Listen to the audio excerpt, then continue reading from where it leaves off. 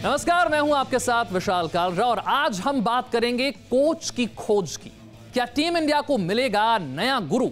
इसके बाद होगी बात कैसे इंग्लैंड में संगीनों के साए में होगी चैंपियंस ट्रॉफी की जीतने की तैयारी, और हम आपको बताएंगे कोहली के 2 इक्के कौन हैं बड़े पर्दे पर। साथ ही शुरू हो गई है मास्टर ब्लास्टर सचिन तेंदुलकर की बड़ी पारी, इस पर भी बात करेंगे। और हमारे साथ स्टूडियो में मौजूद है हमारे क्रिकेट एक्सपर्ट मनिंदर सिंह और गौतम नलोत्रा। बहुत बहुत स्वागत है आपका। लेकिन शुरुआत कर रहे हैं बुलेटिन की। टीम इंडिया के लिए सबसे बड़ी खोज होने जा रही है। ये खोज किसकी है, आइए नजर डालते हैं। कौन बनेगा कोहली का नया गुरु? किसके नाम पर लगेगी मुहर? कप्तान को मिलेगा किसका साथ? कुंबले की देखरेख में टीम इंडिया ने 17 टेस्ट मैचों में से 12 में जीत दर्ज की और जाहिर तौर पर खिलाड़ियों को कुंबले का साथ काफी पसंद भी आ रहा है। लेकिन सुप्रीम कोर्ट की बनाई COA के तहत काम कर रही BCCI कोई भी फैसला निश्चित प्रक्रिया के तहत ही लेना चाहती है और इसीलिए उसने कुंबले के रहते हुए दूसरे आवेदकों के लिए भी रास्ते खुले रखे हैं।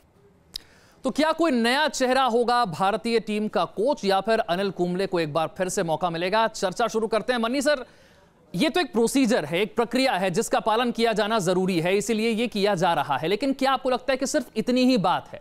क्या BCCI और अनिल कुंबले के बीच में कुछ ऐसा है जो उनकी बात बन नहीं रही है, या फिर BCCI नहीं चाहती अनिल कुंबले को? ऐसा लगता है? देखिए, BCCI के साथ शुरू से ये परेशानी रही है कि अगर कोई खिलाड़ी आवाज उठाता है तो उसको दबा दिया जाए, उसको हटा दिया जाए, उसको नजर ही ना आने दिया जाए।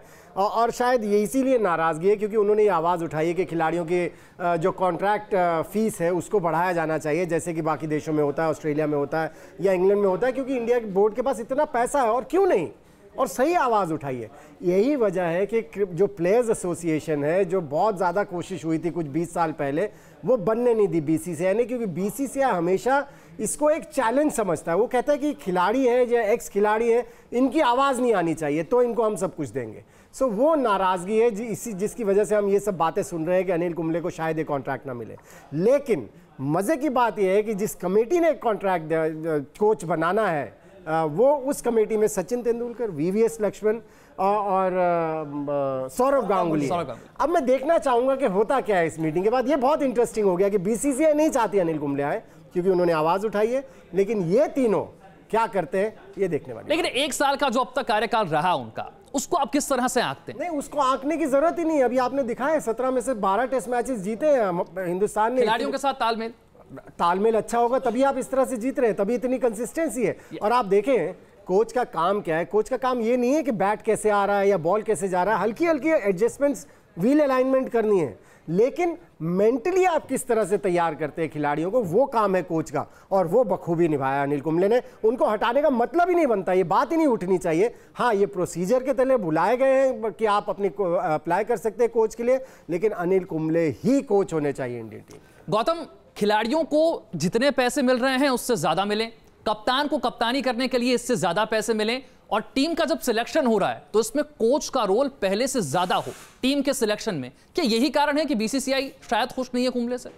देखिए, जहाँ तक हमने परफॉर्मेंस की बात की तो परफॉर्मेंस इंडेक्स में आपने वो स्टैट्स दिखा दिए। 17 में से 12 भारत टेस्ट मैच के पायदान में नंबर 1 पोजीशन में था, 6-7 कंसेक्टिव सीरीज जीती। तो जहाँ परफॉर्मेंस इंडेक्स की बात की, कुंबले से बेहतर कोच का विकल्प अभी हम देख भी नहीं सकते। कितनी संभावना आपको लग रही है कुंबले की वापसी हो?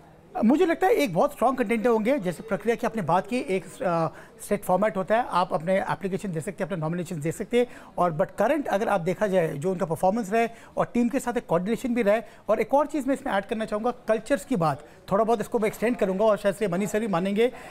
एक जो हमने फॉरेन कोच का एक अच्छा जो पहलू भारतीय क्रिकेट में देखा था वो था जॉन राइट और सौरव गांगुली के बीच में।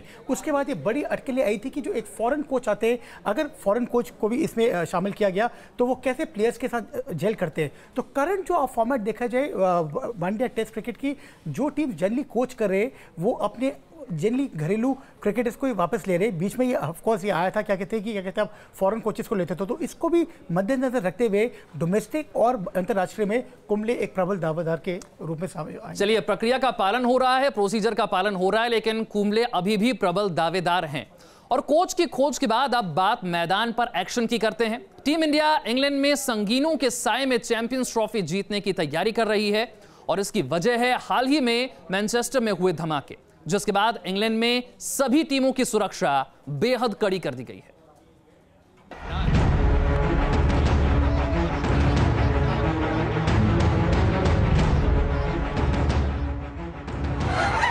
चैंपियंस ट्रॉफी से ठीक पहले इंग्लैंड में हुए आतंकी हमले से पूरी दुनिया सन्न रह गई थी। मैनचेस्टर एरिना में हुए आत्मघाती हमले ने चैंपियंस ट्रॉफी के आयोजकों की चिंता बढ़ा दी। हालांकि किसी भी देश ने टूर्नामेंट में शिरकत करने से इनकार नहीं किया, लेकिन सुरक्षा को लेकर उनकी फिक्र बरकरार है। टीम इंडिया भी टूर्नामेंट में हिस्सा लेने के लिए इंग्लैंड पहुंच चुकी है। टीम इंडिया चैंपियंस ट्रॉफी की डिफेंडिंग चैंपियन है और इस बार भी उनका दावा काफी मजबूत है और इसकी वजह है टीम को मिले हैं 2 नए फिनिशर्स। आखिर कौन है विराट के 2 इक्के जो धोनी पर दबाव कम करेंगे और टीम इंडिया की उम्मीदें चैंपियंस ट्रॉफी में बढ़ा रहे हैं। जाधव दिलाएंगे कोहली को जीत, पांड्या भी करेंगे जोरदार प्रहार। चैंपियंस ट्रॉफी में विराट के 2 इक्के।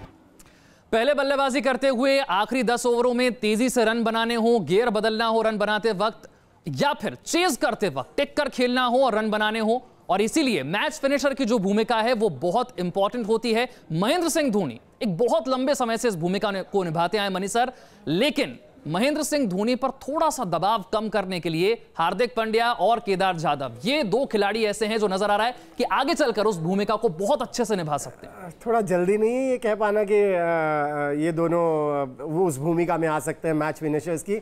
इनमें मादा है, इसमें कोई शक की बात नहीं है। कैप्टन को इन पर कॉन्फिडेंस है, जो कि बहुत अच्छी बात है, क्योंकि कैप्टन और कोच का इन दोनों खिलाड़ियों को मोटिवेट करते रहना बहुत ज़रूरी है। लेकिन अगर मुझसे एज ए क्रिकेट एंथुजियास्ट पूछेंगे तो मैं थोड़ा इंतज़ार करूंगा। मैं देखना चाहूँगा कि कितनी कंसिस्टेंटली उसको उतार पाते हैं, क्योंकि महेंद्र सिंह धोनी ने इसको अर्न करने के लिए बहुत मैचेस जिताए हैं। ये जो हम फिनिशर का उनको तगमा दिया हुआ है धोनी को, वो इसलिए क्योंकि धोनी ने day in and day out ये किया है, बार बार लगातार। लेकिन पोटेंशियल है, अब उसको कैसे एक्सप्लॉइट करते हैं, एक तो खिलाड़ी खुद, दूसरा कोच और कैप्टन किस तरह से उनको मोटिवेटेड रखते हैं, ये बहुत इंपॉर्टेंट फैक्टर है। महेंद्र सिंह धोनी को हम कैप्टन कूल कहते हैं। अब कप्तान भले ही भूमिका में नहीं रहे, लेकिन जो आखिरी के 10 ओवरों में उनकी भूमिका है वो कमाल की है। दबाव में कैसे खेलना, ये 2 खिलाड़ी महेंद्र सिंह धोनी को देखते हुए सीख सकते हैं। बिल्कुल, I think so. Mahendra Singh Dhoni जैसे वेटरन कैंपेनर रहे और अलग अलग बड़े टूर्नामेंट्स में भारत को फिनिशर की तरफ ले गए, तो जो ये उभरते हुए खिलाड़ी आ रहे हैं, इनको सबसे बड़ा स्ट्राइकिंग एबिलिटीज़ दोनों में, केदार जाधव और पांड्या में है। आईपीएल में भी देखा आपने, खासकर पांड्या को काफ़ी डेविस्टेटिंग फॉर्म में थे, 200+ की स्ट्राइक रेट से कैमियोज खेल रहे थे। बट जैसे इन्होंने बताया कि जब 20 ओवर से ट्रांजेक्शन 50 ओवर्स में होता है, कभी कभी अच्छा फिनिशर जैसे कि माइकल बेवन की बात करते थे, महेंद्र सिंह धोनी की बात करते थे, हिटिंग की बात नहीं है। आप अगर मैच के उस मुकाम में पहुंच चुके जहां आपकी टीम को 100 रन चाहिए 10 ओवर में और वनडे क्रिकेट है, तो अब माइकल बेवन या महेंद्र सिंह धोनी सिंगल्स डबल्स भी ले लेते थे, इनिंग्स को बिल्ड करते थे और एंड में उनको पता होता था कि किस टाइम पे टेम्पो या गियर चेंज करना है। और ये सबसे बड़ी उपलब्धि होगी इन दोनों उभरते हुए खिलाड़ियों को, महेंद्र सिंह धोनी के वहां पर इवन प्रेजेंस के साथ। और अब बात करते हैं बड़े पर्दे पर मास्टर ब्लास्टर सचिन तेंदुलकर की बड़ी पारी की। सचिन की biopic Sachin a billion dreams release हो गई है। फिल्म को लेकर फैंस का कैसा रहा रिएक्शन, बता रहे हैं हमारे संवाददाता विकास राधेश्याम। सचिन तेंदुलकर के ऊपर आधारित फिल्म, लोगों को बेसब्री से इस फिल्म का इंतजार था। आखिरकार आज फिल्म रिलीज हो गई है, देखते हैं कि कितना अच्छा रिस्पांस मिल रहा है इस फिल्म को। सर, कैसी लगी आपको फिल्म? बहुत अच्छी पिक्चर है। क्या चीज़ अच्छा लगा खास फिल्म में? खास करके सचिन के बारे में काफ़ी जानना बहुत अच्छा लगा। जब उनको वर्ल्ड कप मिलता है तब बहुत अच्छा लगा। That was the best scene I think. उनकी dedication, hard work, determination towards cricket was best. Sachin world cup सबसे बढ़िया। कैसी लगी मैडम आपको? सचिन एक क्रिकेट के भगवान है, इसके लिए बहुत अच्छी लगी। अपलॉज वर्दी, एक्सीलेंट फिल्म, परफेक्ट, कुछ भी कोई भी खामी नहीं उसमें। Amazing. It was amazing. I think Sachin का story through silver screen and sitting and looking at it and experiencing it was amazing।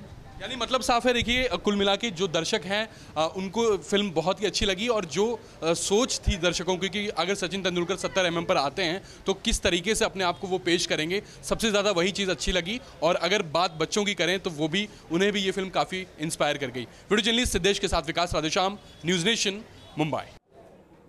तो इस फिल्म का सचिन के सभी फैंस को बेसब्री से इंतजार था। अब यह फिल्म थिएटर में है।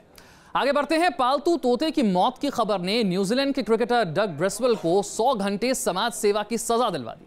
न्यूजीलैंड के तेज गेंदबाज ब्रेसवेल को शराब पीकर गाड़ी चलाने का दोषी पाए जाने के बाद यह सजा हुई है।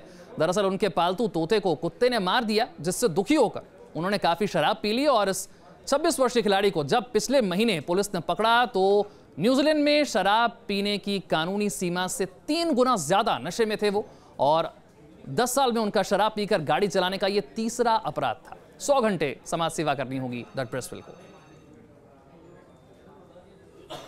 लेकिन अगर अपने वीकेंड पर मूवी देखने जाने का प्लान बना रहे हैं तो सचिन थिएटर में आ चुकी है। सभी सचिन के फैंस के लिए एक बढ़िया मौका है। हमारे साथ हमारे कार्यक्रम में मनी सर और गौतम जुड़े, आपका बहुत बहुत शुक्रिया। बने रहिए न्यूज नेशन के साथ, क्योंकि खबरों का सिलसिला यहां कभी नहीं थमता।